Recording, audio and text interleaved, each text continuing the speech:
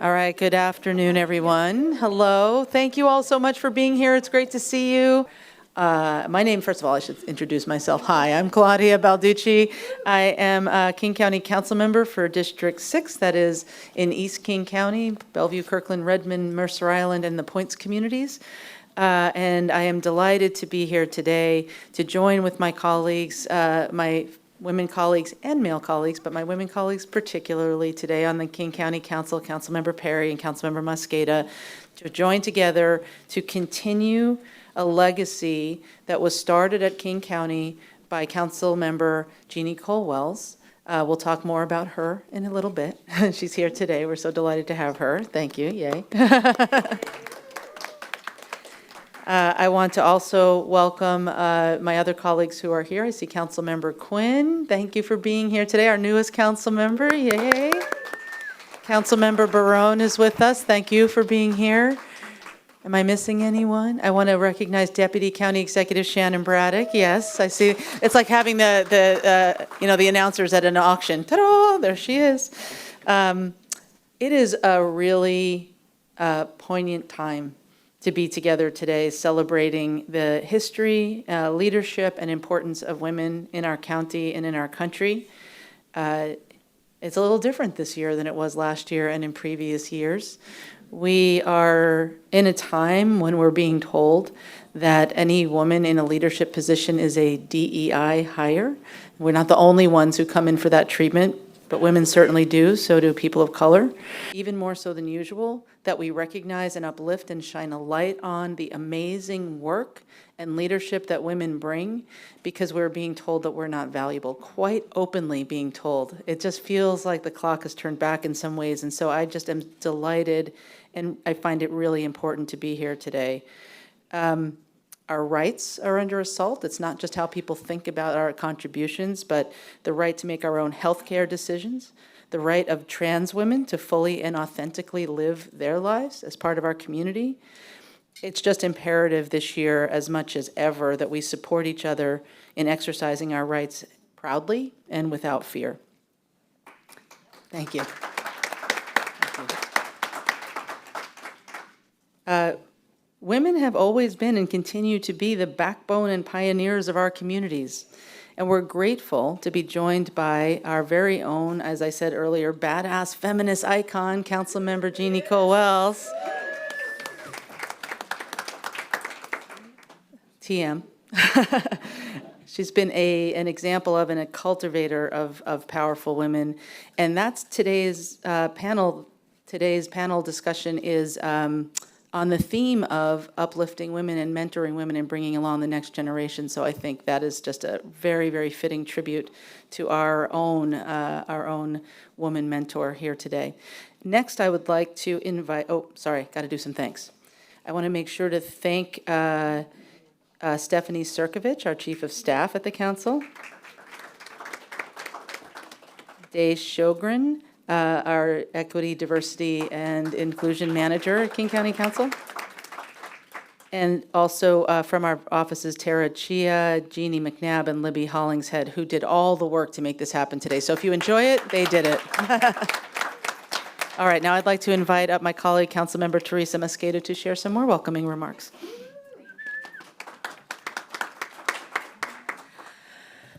Well, it's really wonderful to see you all.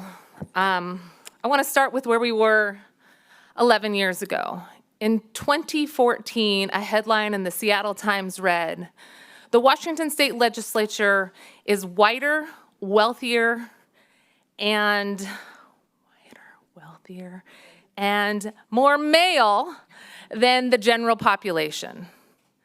Wealthier, male, and whiter than the general population. That is not what representative democracy looks like. Here we are in King County celebrating today with a council that now has 2 African American representatives, 2 Latino representatives, and 3 women on the council. We are striving for greater representation and truly trying to accomplish a representative democracy. I am very proud to be here as a King County member, but also just incredibly thankful for the mentorship and friendship of my colleagues who helped put this panel here together today. So thank you very much to Councilmember Perry and Councilmember Claudia Balducci.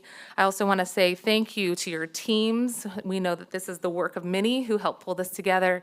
And today, Shogren, as well, we want to thank you for your work today to pull this event together. We are about to hear from a panel who will help illustrate that every day, women in every way across generations truly make our economy run, make our families healthy and whole, and help plan for future generations and a more resilient globe. We are thankful for this panel who is representative and exemplifies why we celebrate Women's History Month.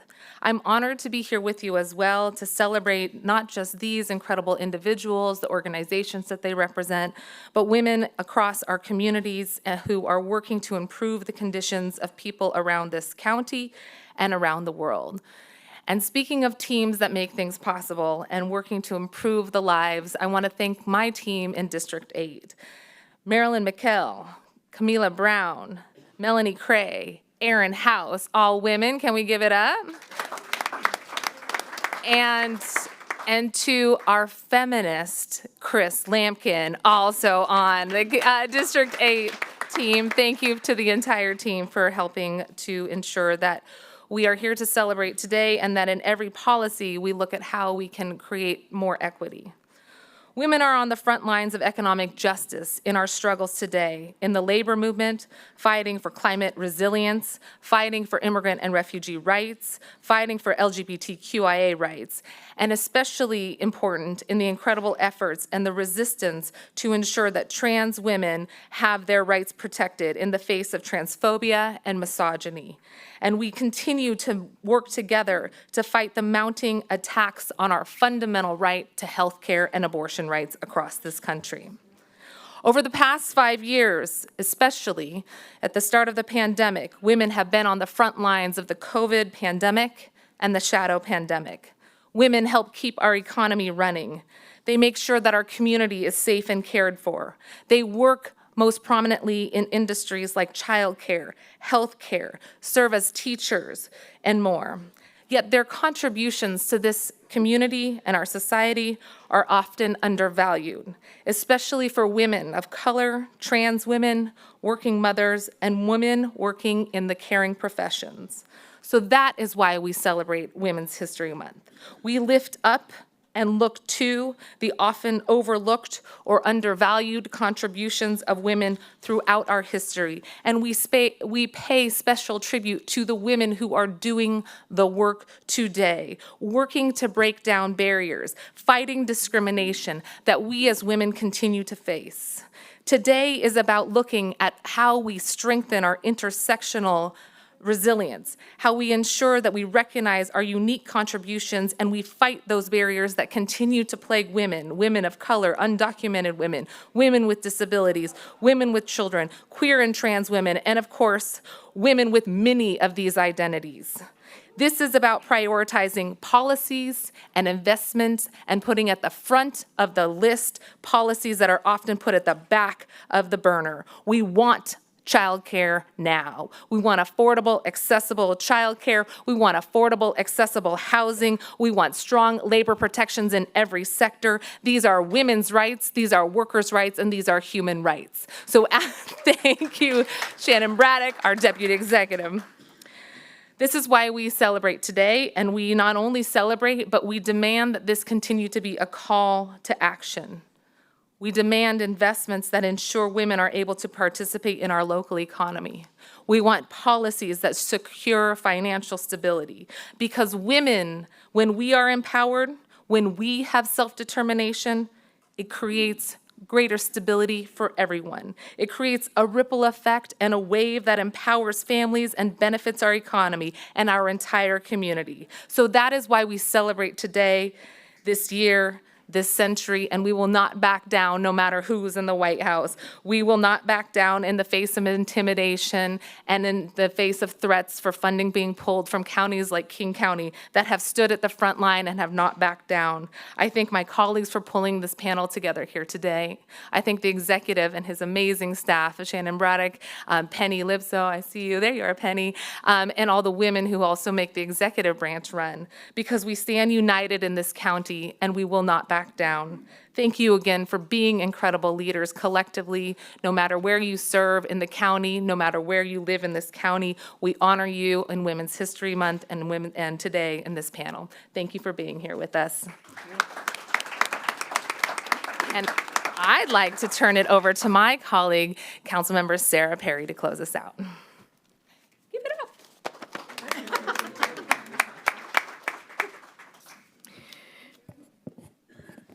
You know, I love women. I do. I love women. And I love men who love strong women, like my husband. We are powerful. That's why they're so scared, right? We're powerful. And women of color are even more powerful. They have to be. So we keep the diamonds down, right? But we're more powerful than being willing to be kept down. I'm Sarah Perry. I'm serving as King County Council Member for District 3, which is on the east side, includes Issaquah, Sammamish, Redmond, Woodinville, Bothell, Duval, Skykomish, Carnation, Falls City, Preston, Snoqualmie, North Bend, and Snoqualmie Pass. I look forward to recognizing and celebrating the impact that women make on our lives throughout this event each year. And it's so fitting that it is named after our amazing Jeanne Kohl-Welles. King County women do incredible things through their smarts, their determination, steadfastness, creativity, and sometimes just sheer courage. It's important to bring visibility to all of the amazing things that women are doing to improve our lives every day. And this is women walking around without the notoriety, without being seen as an overt or covert leader, just doing the day.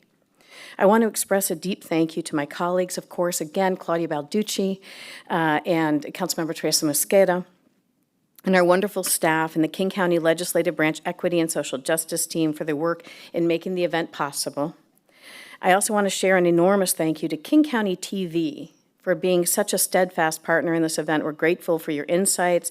Couldn't do this without you, because one of the things that is very important is that we speak out and that we have visibility. And that is one way for people to show courage, just to share things that King County TV puts out there to lift this up. This year, Women's History Month theme, Moving Forward Together, Women Educating and Inspiring Generations, feels particularly impactful, where women's rights and equity are being challenged and systematically dismantled. Throughout history, the process of information sharing has been a powerful catalyst for change. From classrooms to boardrooms, from grassroots movements to global initiatives, women educators and leaders have played a pivotal role in nurturing minds and inspiring transformative action. This theme celebrates the collective strength and influence of women who've dedicated their lives to education, mentorship, and leadership, and spotlights the contributions women have made to the American education system, God rest its soul in the moment, the free marketplace of ideas, and the very fabric of our democracy. I also learned recently that once a Girl Scout, always a Girl Scout. That's right. There you go. How many Girl Scouts are in the room? Girl Scouts in the room? Yeah. It's good. It's good. And that half of all of women serving in public office are Girl Scouts.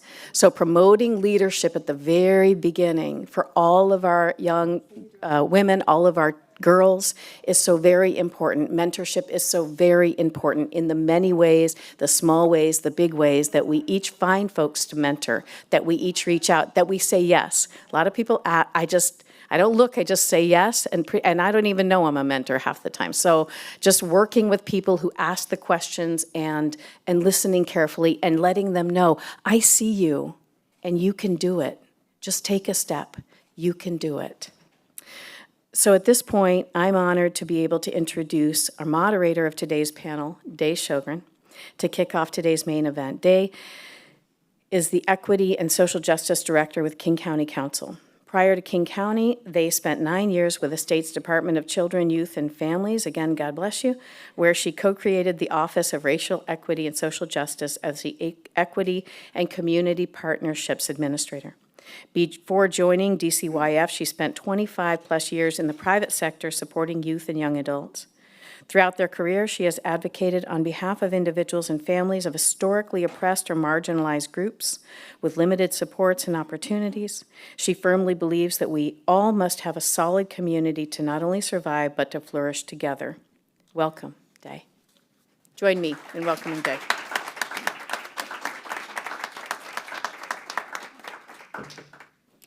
Welcome, everybody, and good morning. And my notes have disappeared with somebody else's notes, so we're going to wing this. It's going to be great. I am excited to stand in this space with all of you in this very moment. There we go. Thanks, Sarah. That one's mine. So sorry. I like to share. It's all good. We've done so many intentional accolades in this moment with staff in the room, with everything from KCTV to our elected officials to our guests. I would actually like to take a moment before we get started, because we're focused on our generational lines today, and bring in and name those who came before us and those who are coming after us. And we're going to do a bit of a call-in ceremony, if you will, or a call-in activity. And I'd like you, I'm going to model, so I'll go first, but I'd like you to think about somebody who inspired you, who is present with you in this moment, and just kind of conjure them in your mind, if you will. And then I'm going to invite people to say that name out loud. And in response, I'm going to ask the audience, the panelists, those in the back standing there holding their food, to just a single clap to bring them into the space. So we'll practice with my names first, and then I'll open it up to the audience. I know we won't have time for everybody, but if you could start thinking about that would be great. So I'm going to call in my mother. It always happens. You got this. Thank you. I'm going to call in my mother, who's listening right now with my brother at home. This is her jacket. She's with me today. And I want to call in one of my daughters, who's in New York, who's also listening in today. So I'm going to name them, and then we'll clap. Does that feel okay for folks? So Kamnon Suryamon Shugrin and Surya Shugrin. Beautiful. Who else would like to call somebody in? In the back. My grandma Sarah, who died in January, so she's here with me. Thank you, Sarah. My aunt, Teresa Smith, who would think all of this is very woo-woo, but was my strong woman mentor, and her granddaughter, Anna. Beautiful. Yes. My grandmother, Lucia Cacabal. I've got her L with me today. Beautiful. In the back. My mother, Bilal, and my daughter, Itzel. Beautiful. Councilmember Perry.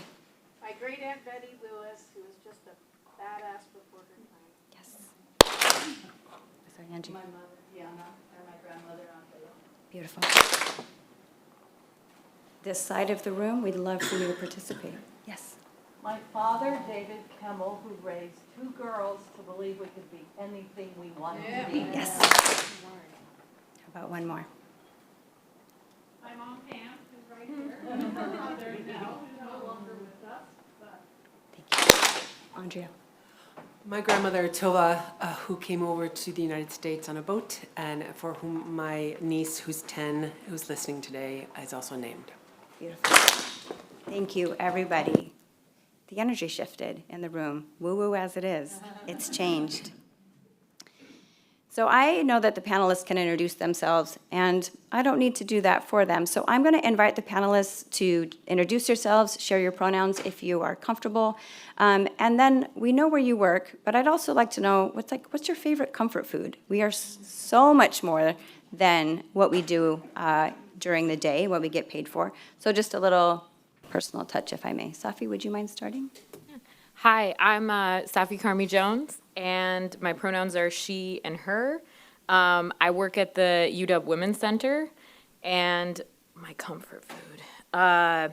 I love my friend Fatme's veggie matlube. I love my city's molhie. I love my Nana's cinnamon rolls, and I love coffee creamer. Yes, yes. Now I'm just hungry. I'm Laurie Connor, she, her pronouns. I am the head of school at Lake Washington Girls Middle School. The food I am currently devouring is language from books. And so my favorite language is Toni Morrison, who said, function of freedom is to free somebody else. Beautiful. Thanks, Connor. I'm a poet. What do you do? It's hard to go after those two amazing women. My name is Andrea Anderson. I use she, her pronouns, and I am the CEO for Girl Scouts of Western Washington. Yeah, go Girl Scouts. My comfort food is alternatingly just a jar of caramel and a spoon. Ooh. And my godson's girlfriend makes the best gluten-free chocolate chip cookies on the planet. So between those two. Hi there, everyone. My name is Laura Kleiss. I use she, her pronouns. I'm the founder and CEO of Intentionalist. At Intentionalist, we believe that where we spend our money matters because people matter, and that everyday decisions about where we eat, drink, and shop are opportunities to connect with and intentionally spend money in support of the brick and mortar small businesses at the heart of our communities. So on that note, the comfort food that I would like to shout out, linked to a small business, and actually I'd love to invite any of you who would like to try it to join Intentionalist and the Seattle Seahawks on Thursday at noon at Seattle Fish Guys near 23rd and Jackson for poke. Wish. Yes. Sorry. I will see you there. And as a bonus, I also really find wine comforting. And this evening, Intentionalist will be celebrating Women's History Month with a Black queer woman-owned wine bar called We Rise Wines at 5 p.m. downtown Seattle. And what's on the menu? Wines from women-owned wineries. I love We Rise. Beautiful. Thank you, everybody. So we have about 35 minutes for questions. We will have time in our making time for audience questions as well. And so we have about 5 pre-questions posed. And again, not everybody has to answer every question. Doesn't have to be in a line. And I'm going to throw them out there. Does that still feel okay? Mm-hmm. Great. So the first question is, who has been a generational influence and how do they show up in you today? I see Safi leaning. I'm not sure. I'm really lucky in that I have many generational influences. I mean, are we saying generational influence, like different generation influenced you? Is that the definition? You don't, however you want to interpret it, yeah. Okay, great.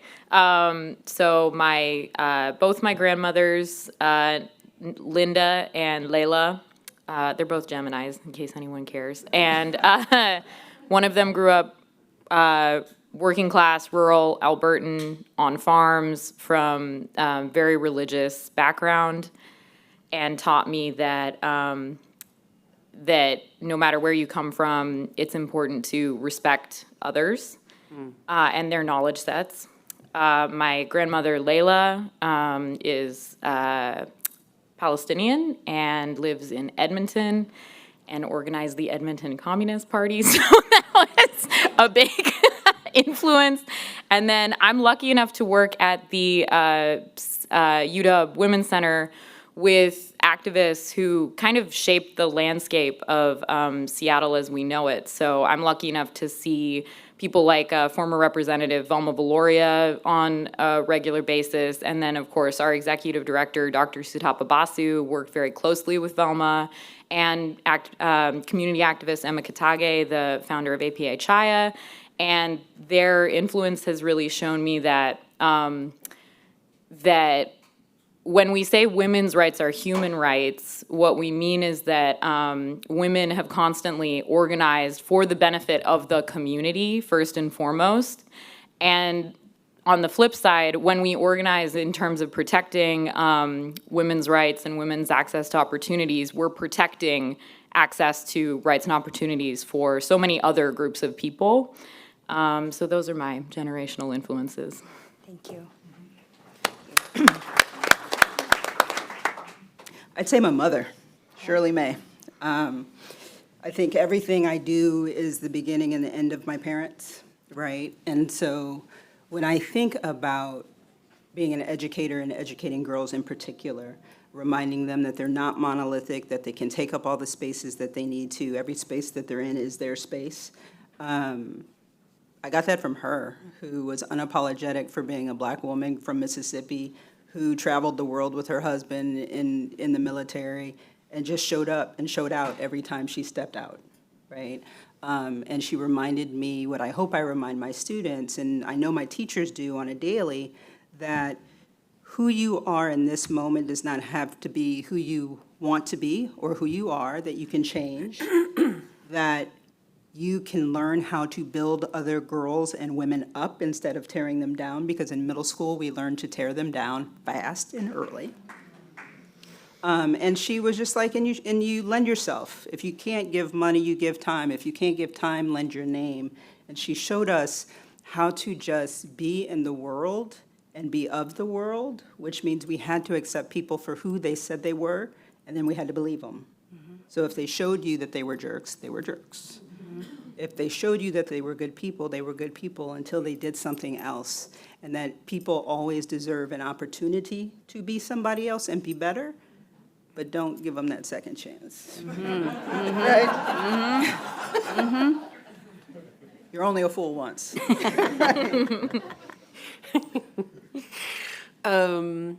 I would say my biggest generational influence is my grandmother. She's no longer on this plane, but she showed me what it's like to be a woman who is fierce and also kind, who is brilliant and also would be able to like, it was the most magical thing to sit and watch her get someone to agree with her. It's like this whole, like she had this magical gift of, and which is where I think one of my favorite phrases comes from, where I say yes and. And she inspired me as an immigrant to this country. She came over on a boat from Denmark in the 50s. She carved out an entire life for my mother and my grandfather, and founded her own business when it was insanely impossible to do that in pretty conservative Michigan. And she showed me what it was like to put on, it's probably why I'm such a clothes horse today, but she would wear just the most impeccable outfits. And she said, I love clothes, they're great, however, they're my armor. And they get me in the rooms I need to be in to do the work I need to do. So I still have a little bit of that. I feel like today I get a pass. I'm trying to find clothes for someone who's 6'2" is hard, but still, just wanting to show up nicely dressed does, But she also taught me so many other pieces of like, kindness will get you so much further than almost anything else. And I've never seen somebody who's so strong and so kind in one being, and so she's really my touchstone in a lot of ways. And I usually fail miserably. I'm an Aries, and I'm also very opinionated, and sometimes my kindness bucket is low, but I do strive. See you. One of my core memories was when I graduated from college with both of my grandmothers by my side, Nobuko Marugame and Mary Kleiss. Nobuko Marugame grew up on a sugarcane plantation on the island of Kauai. She went to school through 8th grade, and then it was time to go to work. She hated work on the plantation and was able to find work providing domestic services saved money, put herself through sewing school, and eventually met my grandfather, who was trained as an electrician.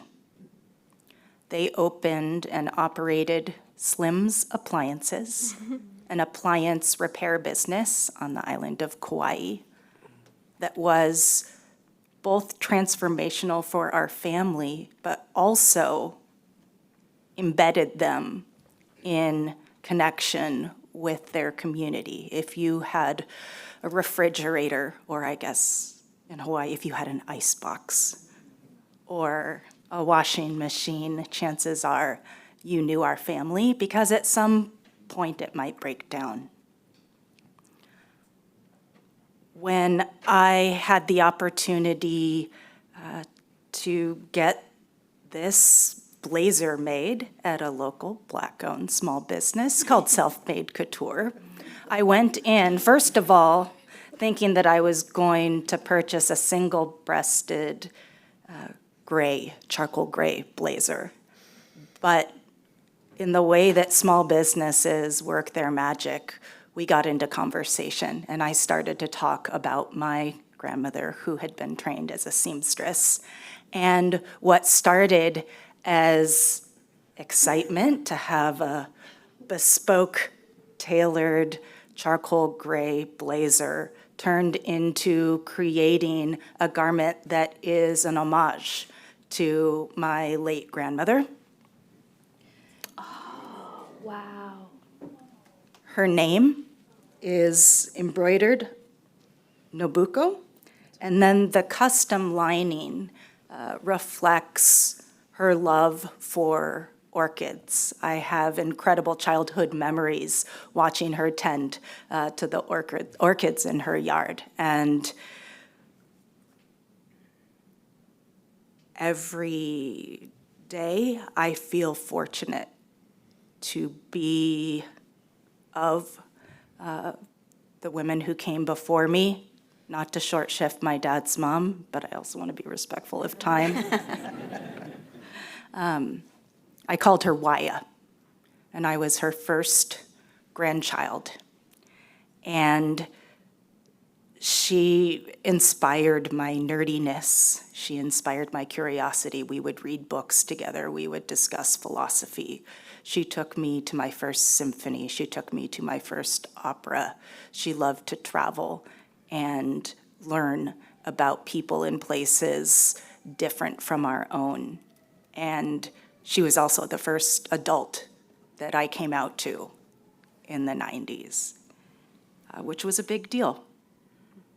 And I think that while they were such incredibly different women in terms of their lived experience and interests, they fiercely led their families as strong but compassionate matriarchs and always made me feel like I belonged.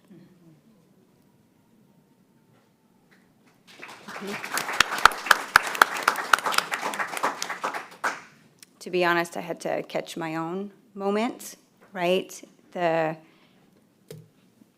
had asked a two-part question, this is not a critique, about how they show up in you today. And while that may not have been specifically, like just hearing their voices come through each of you, their stories of immigration, migration, commitment, resourcefulness, I'm trying to use different words here, their voice coming through each of you while you're here in this moment is a testimony to their strength and the generational influence they bestowed, regardless of their zodiac sign. It's beautiful. It's quite beautiful.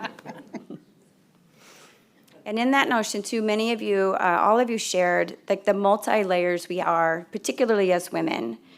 We often don't have a choice around being the caretaker or the caregiver at home. That is something that we, dare I say, fall naturally to, but also aren't really given options not to, whether we're caring for littles or elders, while also trying to pursue our own learning, our own path.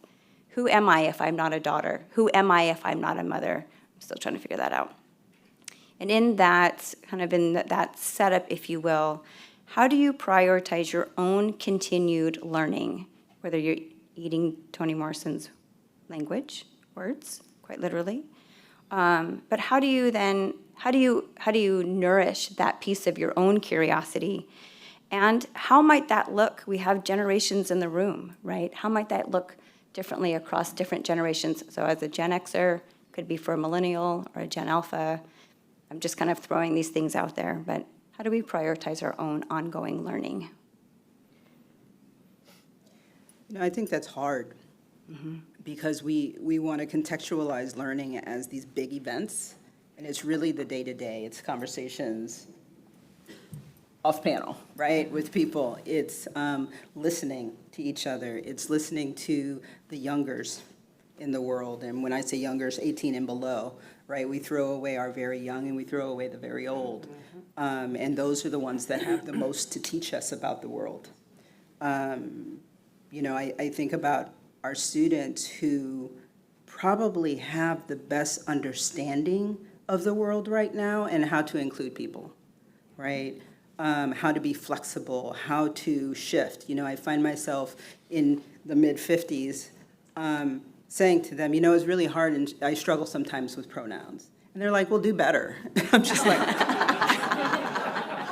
Yep. and they're right? But like, that's my issue, that's my problem, that's what I've got to work out. And they're like, do better, right? And I remember my mom saying, when you know better, do better. And so I'm like, doing better, right? I don't get pronouns wrong anymore. But I think listening, it's the engaging in community, whatever that community is. It's also engaging in the community that you don't agree with, because it's only when we bump up against the rock that we know how to sharpen our knife. It's all of those things, and so it's not the reading of the book, although everybody should read Toni Morrison, right? It's the listening, it's the engaging, it's the throwing your ideas out, knowing that they're going to be battered and bruised, because when they come back to you, they're more honed, and you can fight for whoever you need to fight for, whenever you need to fight for. And so it's not this thing, right? It's everything. It's how we walk through the world, which is the learning, I think.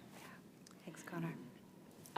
Piggybacking off of your point of listening, I can't believe, this is also a addition to my first comment. Sorry, Mom, you also influenced me.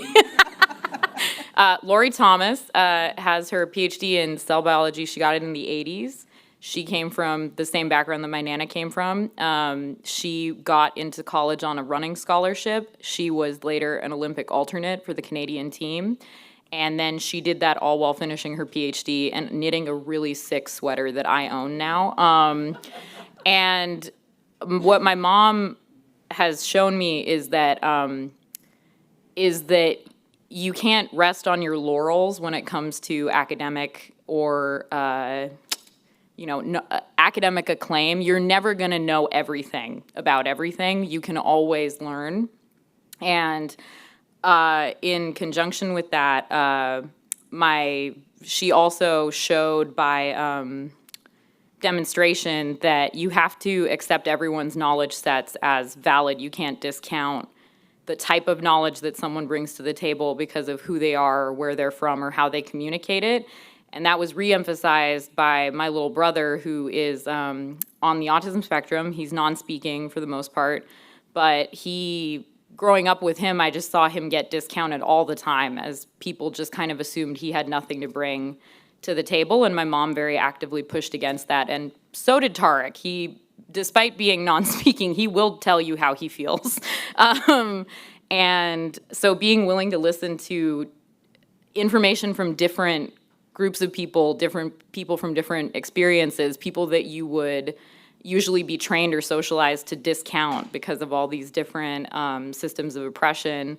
And in doing that and having those lessons, and then in having the great luck that I've had at the University of Washington to be mentored by many, many academics who are women of color, who had to fight really hard to get their knowledge sets accounted for and listened to. What I learned is when you listen to that wide range of human experience, you learn a lot about yourself in the process. I think that a lot of the anti-DEI language that's being used comes from a point, especially like as a white person in this country, like from a point of shame. I think that many parents, when I was first starting teaching, thought that if we taught, critical race theory, or if we taught the histories of people of color in this country, that their kids would come home feeling ashamed of being white, when in fact what we were keeping from white kids in classrooms through teaching that history was stories of white people who did do the right thing, who also got forgotten because they did the right thing explicitly. So I've found that in listening to people from many different walks of life that are different from mine, I've come to know myself a lot better. So. Beautiful, thank you.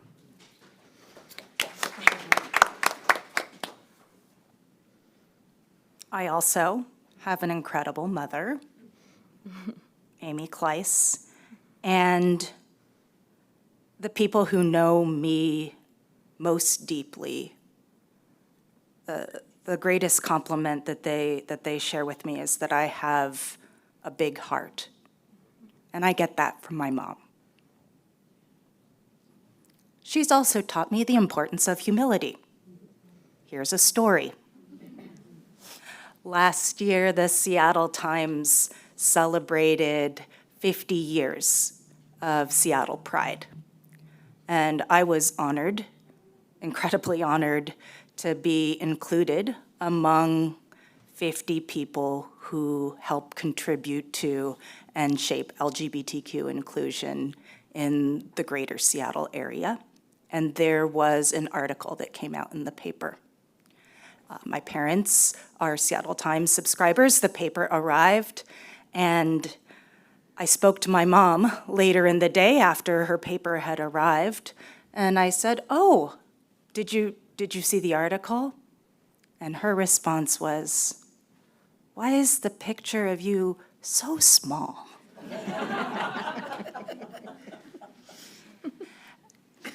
And I share that because as somebody who is a stereotypical type A older sibling, right? Got the picture? I have overachieving tendencies. I've always been nerdy and gotten good grades. I appreciate that my mom and my family has always kept me humble, because I think that hard work and accomplishment don't mean that other people, other ideas, other experiences are any less valuable.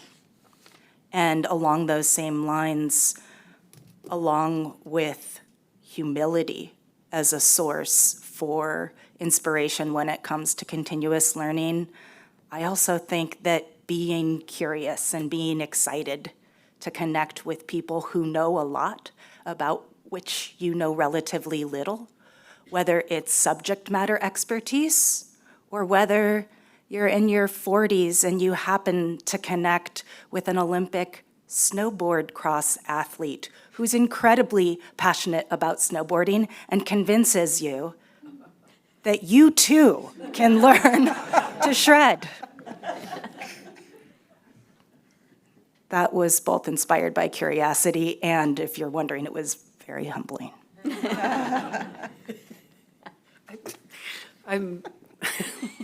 Again, these are all hard women to go after. I think for me, my learning is my first word, so I've been told, was why. It wasn't mom or dad or food or more, although you'd think that.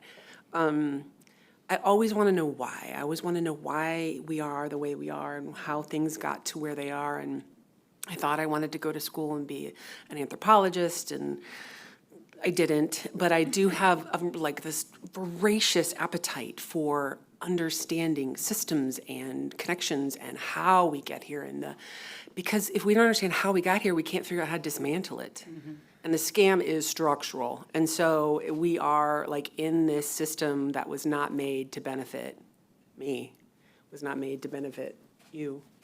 And so how can we undo it? And so my learning is often by trying to figure something out. I have a really unique, maybe not even unique, I have a I have a lot of tabs open in my head all at the same time. And I am cross-referencing a lot, and so a lot of my seeking is trying to just be not just a better leader for the organization that I am privileged to be employed by, but it is also to help with my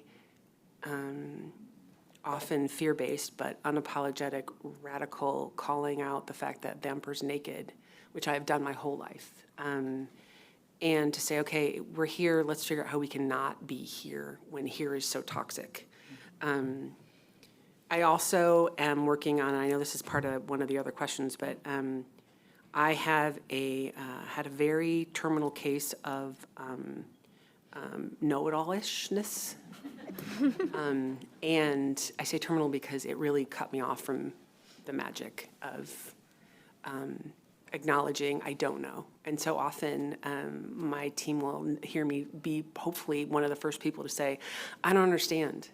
Because it's one of the, I feel like it's one of the best things we can do in a room is to let the tension out and the fear out and be like, I don't know what the hell you just said. What was that?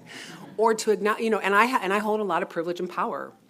And so for me, not only selfishly because I really don't understand what somebody just said, but also to like the allowance, the holding space for other people to be like, yeah, I don't understand. I'm also I also belong to another group of human beings, and they meet in rooms in circles. And so one of the people who was very kind to mentor me for many years told me that I was not allowed to say the words, I know, for an entire year. And it was crippling at first, because I was like, no, I know, no, I know, no, I know. Oh, I know, right? I know. So at first I tried to do end runs, but then I realized she's like, no, actually, just shut up, maybe, and listen. And I was like, oh, because I was so afraid, brought up by amazing humans, but also afraid of not having the answers and not knowing everything and not being the smartest person in the room and not winning and not, like, people were going to figure it out. And, it's all tied into that imposter syndrome crap. But, like, it's this thing of, to this day, I don't think I use the words I know very much, because I love the fact that there's days that I don't, and that I get to learn. And then I guess secondarily or next or tertiary or whatever, how many points I've made is my favorite place to be is with our Girl Scouts. It is my favorite place to be, whether they are learning something new because I see the joy in their eyes, or I'm out in camp with them, or I'm literally like standing with them when they're out selling those amazing, yummy things, like learning from them and going, hey, like, how did you get to be a CEO? And what's this? And we're going to take our money. Like, just, that's my refresh and my relearn. And it reminds me that if I can show up as a different, like, I try to show up as the boss I wish I had. And so if I can also model that and like show up as an approachable, not just show up, like put lipstick on, but like be approachable and be a boss that they too can see themselves as, then I feel pretty good about getting up every day. Yeah. And Andrea, I think that was a great pivot. We can move to that question because you did speak to it. One of the questions is, what kind of undoing are you engaged in as it relates to generational norms? So you spoke to that around, you don't have to know everything, and it's actually helpful to say, I don't know, and creating space. I will just wrap up and then I will give it and I wrote that down. My undoings for me is I no longer say I'm sorry. Not that I don't apologize, I do. But as women in this society, particularly in Northern America, we are taught that don't take up too much space, don't be too loud, don't be first, don't be all the things, right? And so we often say, I'm sorry. I'm sorry as an excuse, I'm sorry as pardon me, I'm sorry as whatever. And so I am militant to, I'm trying to eliminate military words. I am adamant about also calling in a lot of my peers about saying, no, don't say you're sorry. You're not. Don't be sorry. Please don't be, because we have, I have 15,000 Girl Scouts in this state who are they're looking to you all too. Please stop saying you're sorry. So I'm like, that's one of my undoings. I guess, the apology, the trying to continue to call out the misogyny and the racism and the intersectionality of bullshit that we have to slog through in our society, and just making it, I am, again, a lot of privilege, but I will call people out and in. I'm often my team understands when I start a sentence with either gosh or tell me more. Someone's probably gonna get their butt handed to them, but help me understand how you just came up with all that trash that just came out of your mouth. So, I'm gonna stop. Okay. I'm going to just preface too, for the rest of you, if you want to respond to the "what are you undoing" question. I think this will be our last panel question, and then we'll open it up to the audience. Go. Laura, go. See, I'm even going to raise my hand on the panel. I know you did it on the phone. Go. Also, has everyone seen her bracelet says badass? There's a story, but I'm not going to tell it now. What if women had to sacrifice less?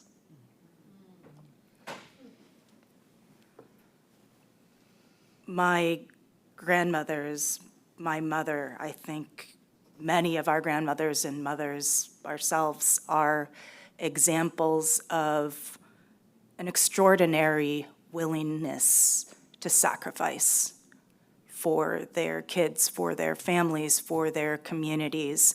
And it's something that is deeply ingrained in me and how I've moved through the world. I do think that there is opportunity and responsibility for all of us to reflect on the various areas in our lives where we experience privilege, and to consider how we can engage in allyship and action that closes gaps. And I think that sometimes that does and should come with a little bit of sacrifice. However, I'm at a point in my journey as a social entrepreneur where the answer moving forward isn't simply to work harder. And that is an interesting place to be, having relied on hard work and sacrifice to accomplish everything that has come before. And what I'm trying to be open to and trying to learn from some of the inspiring women-owned small businesses that I get to meet. Self-care. I guess it's a thing. It just hasn't been my thing. And while I am not by any stretch a model for balance, what is that? I do take a shower every day. And this Queen Care, which is a phenomenal Black woman-owned small business, this Queen Care lavender vanilla brown sugar scrub is my 30 seconds of self-care every day. Thank you. High five. Go out and get you some. I'm a work in progress. I think this part of the undoing is just knowing when to rest. Right? Nobody told me I could rest until maybe this year. And I didn't need anybody else's permission, but I had to learn that for myself. When to say it's okay not to be in this fight, it's okay not to be in this conversation, it's okay not to be in that room, because I don't like the people anyway, right? Sorry, I just kind of showed you my personality right there. Bring it. It really is about the resting, because if I can't take a breather, if I can't take a moment to just exist without all the noise around me, whatever fight I decide to engage in, I'm not coming 100%. And so part of the undoing is undoing things that both I was taught and have taught, right, that I'm teaching my own daughter in some ways, because I too am a workhorse, right? I would rather work than not. And I have to rest, right? Because sometimes my body's like, you're going to rest. And so now you're going to go to the doctor because you have to rest, right? Like, we don't put all of these things together anymore. And so the undoing is really about the active rest, the self-care, the listening, the listening with my own self, like being quiet enough to be able to hear the things that I have to move forward on, right? But we're, historically, Black women haven't rested. We're taking breaks now. Have you read the nap ministry? I have. Have you read the nap ministry? The fact that you don't have to earn a nap, you don't have to earn rest, like everything you just, I'm like, I'm just sitting here fangirling. Thank Okay. you. Yeah. I think, so what I was thinking in terms of like undoing generational norms, what I've been thinking about a lot, just in general, is like, there's one generational norm that I was somehow spared from. Who's to say how? And then there's another that I'm trying to actively undo right now. And the one that I was spared from was this apparent norm that people think that women and girls are not smart, which didn't occur to me. My mom, is my mom, and my dad always would defer to my mom for literally anything to do with mechanics, household things. He's a cardiothoracic trauma surgeon, but he will be like, I don't know what a serpentine belt is. Is it what keeps the car's pants up? You should ask my wife. And so it was this very much like a willingness to defer to my mom's knowledge sets, which are many.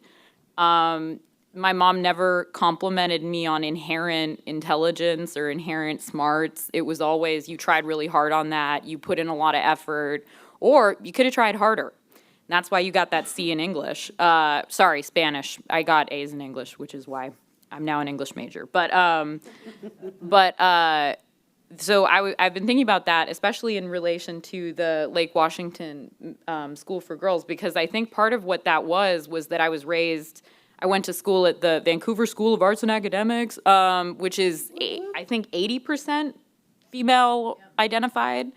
It's an arts magnet school, so I went to school with mainly other girls and like non-binary people and trans people. And then I went to a women's college, Mills College, which sadly is no more formally, but that was really great. And then I entered grad school and was met with, oh wait, people have been thinking this whole time. And it really flabbergasted me how my fellow female students felt like they needed to apologize anytime they had a comment, and were so conditioned to assume that because a professor didn't know what to say in response to their comments, that their comments were not good or that their comments were not valid. And so I would hear them leave class and be like, I really messed up. I probably look so stupid. And I was like, what? No, you were like dummy smart in there. And that professor just didn't know what to respond to your comment about Mary Shelley's Frankenstein being a metaphor for motherhood. And so that was one that I was saved from. And I think that in the students that we teach, or that my coworker Maria teaches in Making Connections, which is our high school to college pipeline program, I see that come out a lot, where they will say, oh, I haven't actually done anything notable, or I'm not doing that much. Like, I don't know how I'm going to say that I'm worthy of this scholarship or worthy of admittance to this university. And then you'll look at, or you'll like wait a little bit and hear them describe their CV, or like their version of a CV, and you're like, you did what with local government? Like, you organized what at your high school?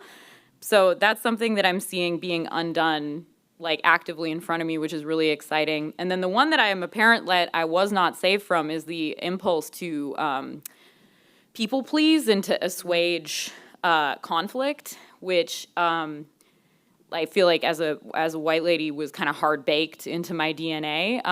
And I think that in seeing how my siblings, it was like the willingness to call out authority was titrated backwards from the youngest sibling to me. And so my younger brother, Tarek, has a factory setting of like, screw this, I hate you, this is not what I want to be doing right now. Very willing to call out authority because the whole world is set up to kind of discount him. And then my middle sibling, Tala, is extremely good at being under duress and saying the thing that needs to be said, come hell or high water, regardless of the backlash that she receives. And so what I've been really trying to do this past, really this year proved that it was not an option to assuage certain conflicts. It was not an option to people please in certain situations. So I've been trying to lean into the feeling of this is gonna, all right. I know what I have to do.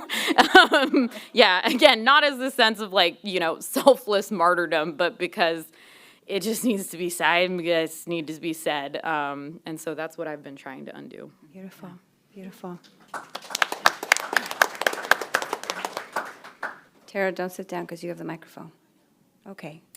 So we probably have, I just want to be mindful of time. And if there's a question from the audience, Tara has a microphone and we'll bring it to you. Please don't do the I can yell loud enough because I don't want to make assumptions about people's hearing abilities in the room. So someone have a question for the panel?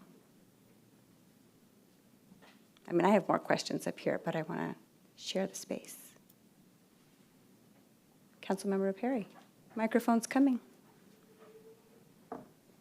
Thank you all for how amazing you are and your willingness to be here. So there's somebody coming to you, there's a young woman or a female identified person coming to you, and they're questioning what they should do.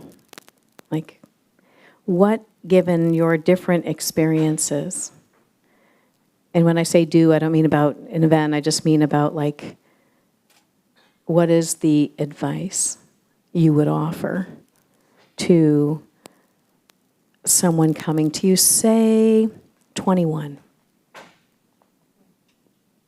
Coming to me about what? Coming to you about sort of life, sort of the direction, the advice you have.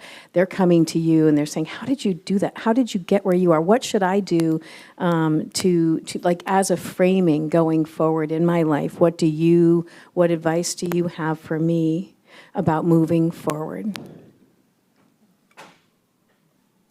That's almost an impossible question because it also requires relationship. For me to understand where that person is. I'm going to rephrase it. Perfect. What advice would you give to yourself as a 21-year-old? Oh, I was a fool at 21. I was a hot mess. Same.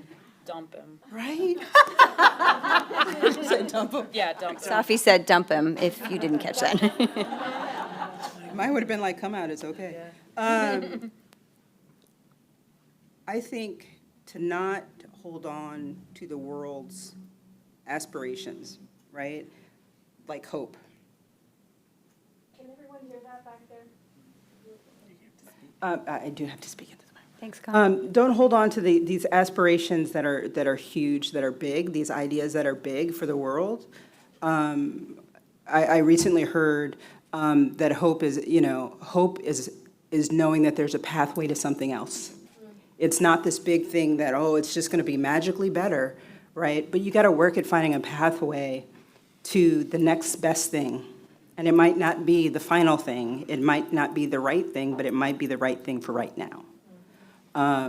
And so my 21-year-old self needed to know it's okay to just do you, right? It's okay to disagree. It's okay for the people in the room not to get it, because it ain't theirs to get.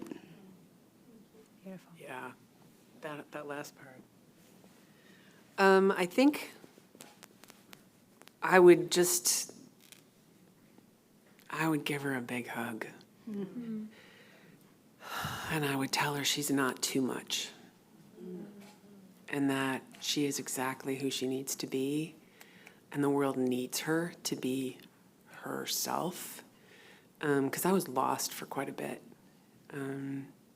21, there may have been some alcohol involved. I'm not really sure if I'm allowed to say that on record, but she was really lost because she was still trying to figure out how to be whatever the world was telling her she was supposed to be. And and was trying, we were talking, who has a tall, okay, we were talking about height. I was 6 foot when I was 12, so I didn't fit. And so there was a lot of that, but it's also like I never fit. I wasn't short, I wasn't cute, I wasn't peppy, I didn't fit, I didn't do the thing, I never felt like I fit anywhere. And I am fine. In fact, I'm more than fine, but it took me a minute. So I think my 21-year-old just really could have used a hug. And I say this to my staff as well, like everybody needs an atta girl. And so just give her an atta girl and tell her to take a deep breath, maybe stop drinking so much. I don't know.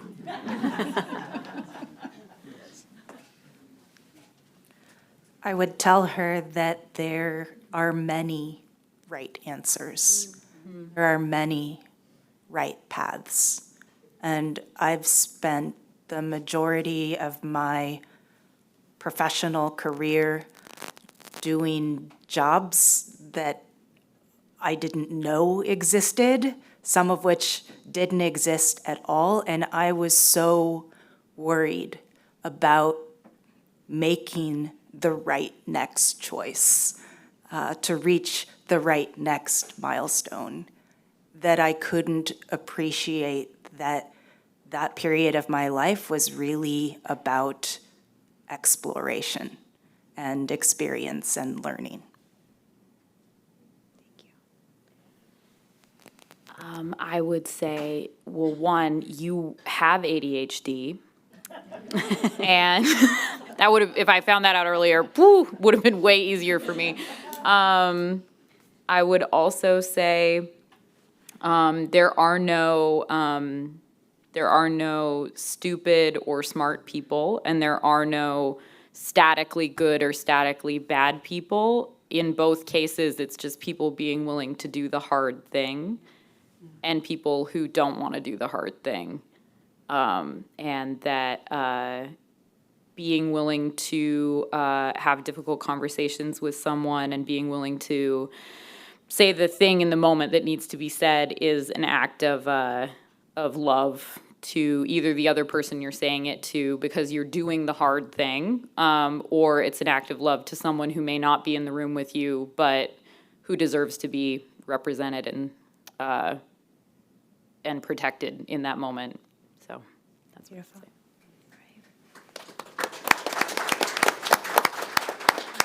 I'm going to bring us full circle before I bring Councilmember Balducci back up. And I'm going to say the name of the panelists out loud, and if we could respond with a single clap. I want to thank you all for being here, for showing up with or without lipstick, however you needed to be, with all the words and the energy and the stories and the hope and the pathways, all the things that you brought today. I'm just really stoked to stand in this space with you all. So, Laura, I'm going to start here. Laura Kleiss, Andrea Anderson, Dr. Laura Connor, Safi Carmi Jones, and yes, thank you, everybody. We do. We have flowers for everybody, too, but we'll wait. Do you want them now? Thanks, Jeanne. Do you want your flowers now? Later. Yeah, let's do flowers. Sorry. Okay. Sorry, Councilmember Balducci. Flowers are coming up. Okay. While the flowers are on their way, I would be remiss if I didn't take the opportunity to invite you all to celebrate Women's History Month by supporting women-owned small businesses. We'd love to help, and it can include everything from discovering flora and fauna, which is just down the street in Pioneer Square, where you can walk in the door, go to intentionalist.com, and pick up a free small plant, thanks to BECU. You can discover women-owned small businesses through our website, and it's a wonderful, powerful way to connect with the badass women in our community and put your thumb on the scales of economic justice. There you go. Panelists, you're welcome to stay up here. If you'd like to join the audience, you can do that too. Thank you. Thank you so much. This is beautiful. I know. Let's have one more round of applause for our amazing panelists. Thank you so much for giving your time and your wisdom and always pitching. I love that. I have a list of things I'm going to buy now, including a jacket. All right. Well, the last thing that we get to do here today before we close out is to give out our second annual Jeanne Kohl-Welles Women Uplifting Women Award. And I want to invite my former colleague, my friend, Jeanne, to come on up and help me give this out. Welcome. And so let me introduce you to the namesake and first recipient of this now annual award, my colleague and mentor and good friend, Jeanne Kohl-Welles. And I've lost my notes, so I'm going to do it from memory. Jeanne Kohl-Welles, many of you may know, served on the King County Council for 2 terms. Prior to that, over 20 years as senator mostly and a representative in the state legislature.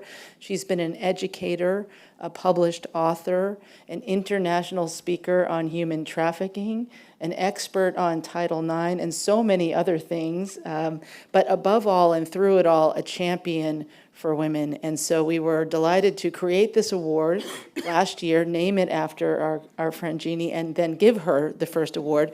But the second year has come, and now we have to give it to somebody else. So I'm going to invite Jeanne to announce and help me to deliver the award. Thank you. Thank you, Claudia, ever so much, and also to my former colleague, Sarah Perry, and whom I did not get to work with. I don't know if she's still here. Yes, in the back we've got Teresa Mosqueda. So congratulations on being on the council. And there are some other council members here too. It's really interesting to come back here. I served for 8 years, and I'll tell you, retirement is terrific. I've grown to like it, and I've loved not having to set the alarm, all that type of stuff. But it was kind of a shock. It was all of a sudden, January 1st came and I'm out. And it took some getting used to. But I'm having a good time, more travel and all of that. But I always think back to the council as my home, away from home in a way. I sneak into the living room and turn on King County TV. My husband doesn't quite understand that, but you can't just separate yourself out completely. I still go to fundraisers, and I got on too many boards, all of that. But I really think about the county and the council so much of the time, and it was such a thrill last year to be awarded the first award, the Jeanne Kohl-Welles Award, Women Uplifting Women. It was just a thrill. A lot of my family came. They didn't come this year, it's. But I'm delighted to be here and to, along with Claudia, give out this award. I would like to mention, though, that the first time the Women's History Month program occurred was 9 years ago this month, and I was brand new to the council. And I got this idea, we should do this, and my new staff, who had just started with me in January, went, "What? What do you, how can you do that? It's too soon." But we did it. Toshiko Hasagawa was my executive assistant, and she's such a go-getter. She's Port of Seattle Commission president now. There were others along the way who did so much. And I know here today we've got Tanya Santiago, Lorena Gutierrez Perez, Clara Manahan, who were so instrumental in putting on these year after year after year. We had to cancel one when COVID hit in 2020, and then we went to doing it online entirely for a while. But anyway, I am delighted to present this award, and as you can see it here, this orb is not attached. So we have to be careful with it. But I would like to mention that the sculptor, Etsuko Ichikawa, divides her time between Tokyo in Japan and Seattle, Washington. She has a degree in fine arts from the Tokyo Zokai University, and she moved to Washington State in 1993, and I think it's really interesting that she studied with Dale Chihuly, as a kind of interning with him for 8 years and really learned her trade here with him, as well as having attended the Pilchuck Glass School. I think this is really elegant, and I received one like this last year, and it's titled the Koro Kokoro Round Mind 07, and it's an orb made from compressed paper displayed atop a wooden block. The compressed paper is recycled from Ichikawa's pyrograph series, abstract drawings on paper made by scorching the paper with molten glass. Very creative. And I am just delighted today to present this award, along with the 3 council members, to a very renowned individual, a woman who has been spectacular herself in uplifting women through her work as a public artist, as a visual artist, and from her having co-founded, been part of many organizations in the community. Her name is Angie Hinojos, and she's sitting right here.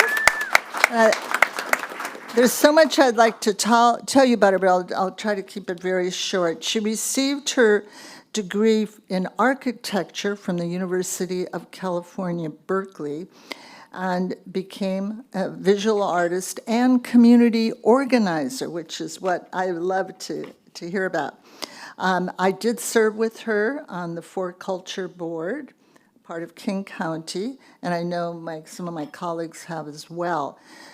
She focuses in her organizing life on educational equity and increasing access to higher education for underserved communities. She's a trustee, has been a trustee at the Cascadia College, and is a member of the Washington State Commission on Hispanic Affairs. She co-founded and led and is outgoing executive director of Centro Cultural Mexicano, one of the preeminent Latino-led and serving organizations on the East Side. She's also a commissioner, or did I say that, with the Washington Commission on Hispanic Affairs. She's done a lot of work in public health, especially through the Latino Center for Health, and during the COVID horrible times that we all went through, and I know providing indispensable help for so many in the Latino community. She also helped lead a small business assistance program, providing many women-led small businesses with the resources to get a start and to grow their organizations or businesses. 8 young women received Central Cultural Mexicanos Ya es Tiempo Scholarship for first-generation Latino students. She's been phenomenal in these 2 fields, organizing, social organizing, working on educational equity, and her art, really combining the 2, which I find particularly impressive. And there's so much more to say, but I do want to bring out one more thing. I find her murals just incredible. She has been part of the Seattle Public Arts artist roster and Seattle's Office of Arts and Cultural Program. And you can see some of her murals, I think there are more than one, called Flow, Art Along the Ship Canal at Stoneway North between North 34th and North 35th. Just fabulous. So be sure to drive by there and see them. And with that, Councilmember Balducci, should we bring up Angie?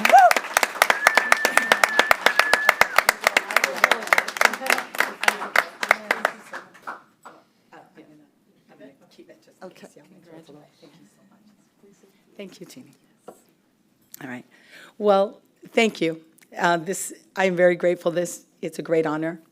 I just want to say it's a beautiful world we live in, a world of mystery, a world of wonder, a world of joy. And at the same time, we are experiencing injustice. It's the same injustices that my parents and my grandparents experienced, the same uncertainties, the same fears. It's a hard pill to swallow. It's something that cycles around over time, and we fight and we look forward to the future. And that's what I want to talk about, is even in the darkest of times, what impresses me and what inspires me is we see that the human spirit prevails. Even among those most oppressed, the ability to look beyond this moment to the next moment, the next horizon. It's why my parents and grandparents were able to move mountains to provide for my brothers and for me. And I see that now in our communities. I see strangers helping strangers. I see community members treating every child as if it is their own precious child, and treating every elder as if that is their own beloved grandparent. And this is how we persevere. This is how we move beyond. It's how we continue. What drives this? It's love. It is a profound, deep feeling of love. And it is love that transcends affiliation. It's a love that transcends culture. It's a love that transcends geographies, borders. It's the deepest, most profound feeling that we can share with another, in my opinion. My parents expressed it in different ways. My father was the one who, when he was invited to join the country club, he went and spoke and told them, the whole room, exactly why he would never join their country club. Because they had made an exception for that one Mexican because he was educated, he was a community leader. He showed it in the big ways. He helped change voting procedures in California. He was the faculty member that was leading students to occupy the provost's office. That was my dad in the big public way. And then my mom showed that love by showing up to our schools and checking kids for lice, helping pass the needle to the doctor, even though she wasn't trained to do it, so that kids could get their vaccinations, standing up for the kids who didn't have an advocate. And that work that my mom did throughout the years, unflinchingly, without ever talking about it, that work was the work that was never in the newspaper. It was never acknowledged, except for in our own family. We were proud of her. My father was very proud of her. And that is the work that keeps everything we do functioning. And so what I want to say is thank you for the programs, for the policies that allow us to create the spaces that support both of these types of work. The big work that we do out in the world and the small work that we do person to person, human to human. The work where you're touching someone and you're looking in their eye, and both are important. And I particularly want to say thank you, Jeanne, Claudia, Sarah, Teresa. Thank you. You're exceptional leaders. I have learned something from every single one of you over the years. And I want to say that beyond your brilliance, you lead with love, and that is what I take with me. And it has been an absolute honor to serve my community in the most humble way possible. Thank you.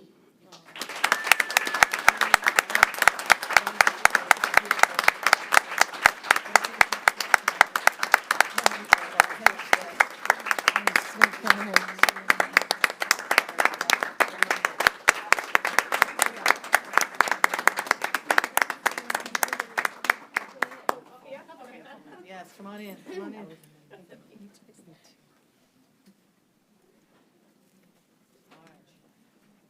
Thank you.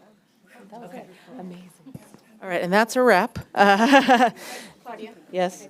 Oh, I'm going to let her do the close, but before I let Sarah close, I want to say you can also, you probably have seen Angie's work. If you've seen the Metro bus ad campaign for people's health, it's called Tu Salud, Tu Poder. And those big, beautiful murals, if you see them, you'll never miss her work again if you see it. It's very distinctive and beautiful.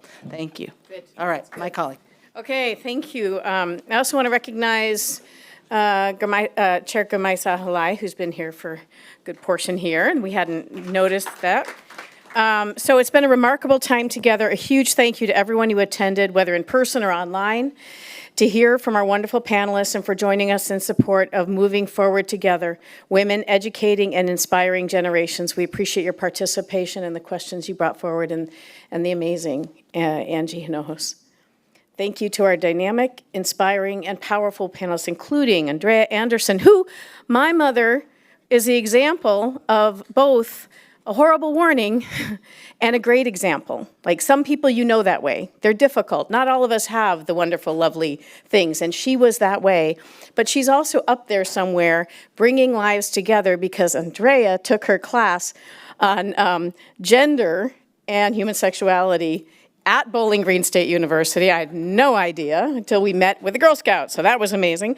And also Lori Connor, Doctor, and Laura Kleiss, and Safia Karmi Jones for sharing your really remarkable thoughts and perspectives, values, and wisdom with everyone today. Your leadership matters as a voice for those who join you in the work of educating and inspiring generations, and for those who look to you for their own inspiration, whether it's your 21-year-old self and who are following your lead.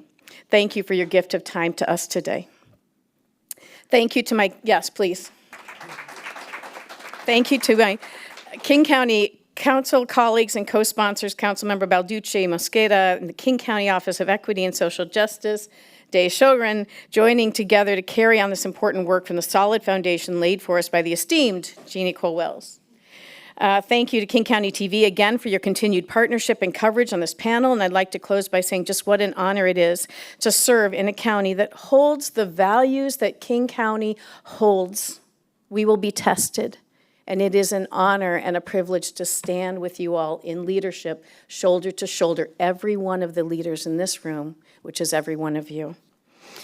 We're empowered and educating women across our county, as we've heard here today, and we have the opportunity to advance public policies and legislation that ensures that women in our communities have access to living wage jobs, affordable housing, childcare, elder care, and career opportunities for economic justice at all levels. Let's continue conversations like this throughout the year with the powerful women in our lives, and let's each reach out to engage and support other powerful women we've not yet met and who do not yet know their power. Also, if you have any lingering thoughts that you'd like to share, we would love to hear from all of you. I'd like to now invite everyone here to join us across the street at the King County Council Courthouse in our council chambers on the 10th floor at the start of our council meeting at 1:30 to join in the reading and celebration of a Women's History Month proclamation. We have staff members here who'd be happy to direct anyone who's interested across the street to our chambers. Thank you. I want to wish everyone a powerful Women's History Month. Thank you.